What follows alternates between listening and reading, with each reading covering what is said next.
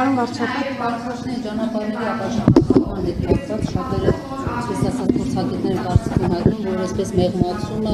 Ադրբեջան-Նախիջևան ճանապարհների հետ կապված ինքը ավելի շատ միջանցքային դրամաբանություն ունի, ինչ կարող եք ասել, այս մասով խաղաղության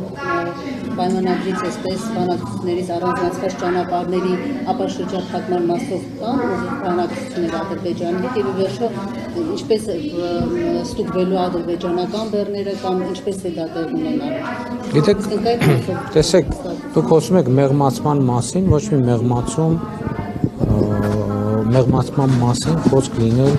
չի կարող, որովհետև մենք մեր դիրքորոշումները խաղաղության խաչմերուկ նախագծի մեջ ներկայացրել ենք գրավոր շատ վաղուց, այդ թվում այդ նպատակով, որ ամենատարբեր մեկնաբանություններ չլինեն։ Եվ այդ ծրագրի շրջանակներում, նախագծի շրջանակներում մենք սկսել ենք աշխատանքը եւ շարունակելու ենք։ Դրա մասին է խոսքը։ Պատասխան դեռ չկա Ադրբեջանի առաջարկին։ Ըստ էության գրավոր առաջարկին գրավոր պատասխան ոչ չենք ստացել, կան այլև այլ մեկնաբանություններ, բայց նաեւ էլի ես կարծում եմ, որ մենք պետք է process-ը ճիշտ հասկանանք,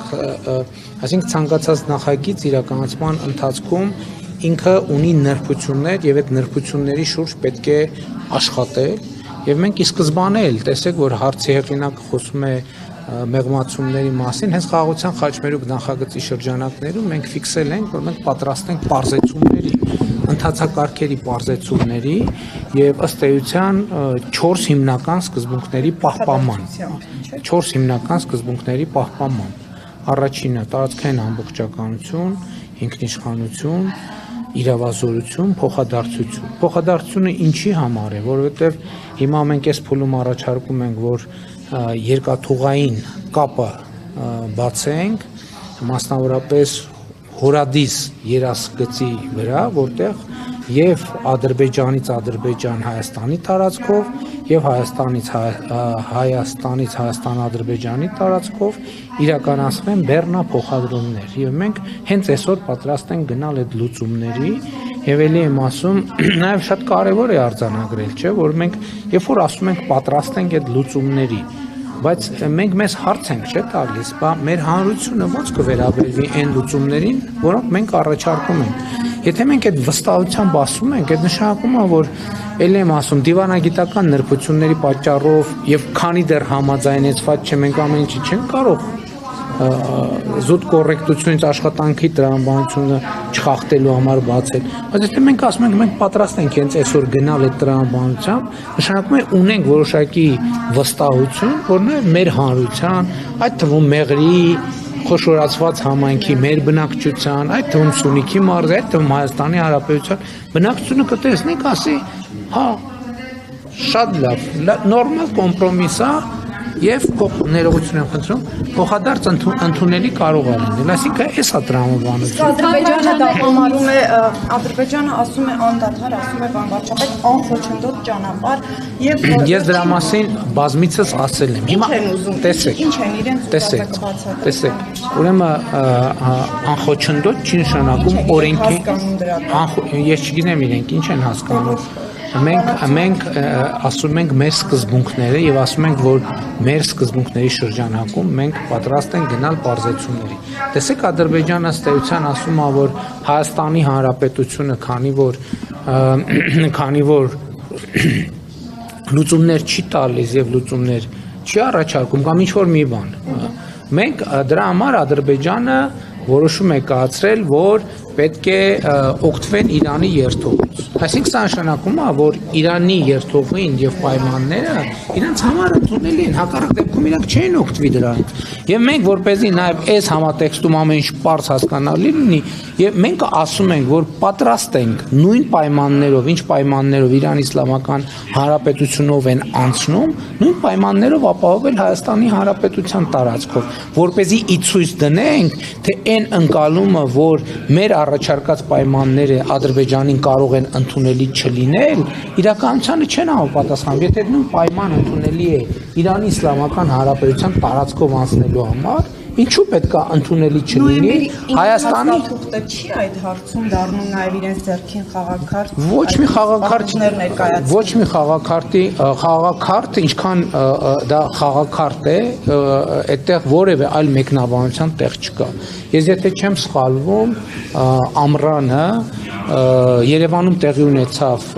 քննարկում հրապարակային խաղաղության խաչմերուկ նախագծի վերաբերյալ եւ ես նաեւ իմ ելույթում մանրամասն անդրադարձել եմ նոյեմբերի 9-ի հայտարարությունն են դրանք Ինչը ասում եք գրեթե նույնականն են խաղաղության խաչմերուկը եւ նոյեմբերի 9-ի 9-րդ կետը ես ուրիշ բան եմ ասում այսինքն ներողություն մի հատ որպեսզի པարզ լինի ես ասում եմ նոյեմբերի 9-ի երրակոմ հայտարարության 9-րդ կետում չկա մի բան որ ենթադրում է որ Հայաստանի տարածքային ամբողջականությունը ինքնիշխանությունը իրավազորությունը պիտի որևէ ձևով նսեմացվի այնտեղ չկա մի բան որ երրորդ ուժ պետքա մեր երկրի տարածքում ներկայություն ունենա եւ ներողություն կասեմ հեսա եւ այնտեղ հստակ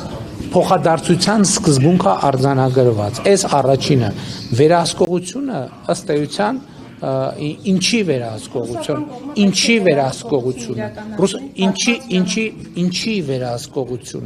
ինչի վերահսկողությունը հասկանաք շատ կարևոր է այդ հարցի պատասխանը ստանալ եւ որտեղ վերահսկողությունը մենք այդ հարցին տվել ենք պատասխան եւ ասել ենք որ դա կարող է լինել եւ մեր ընկալմամբ դա կարող է լինել մոնիտորինգի գործառույթ որը կարող է իրականացվել Մոսկվայից կամ չգիտեմ արբանյակային կապի միջոցով արբանյակային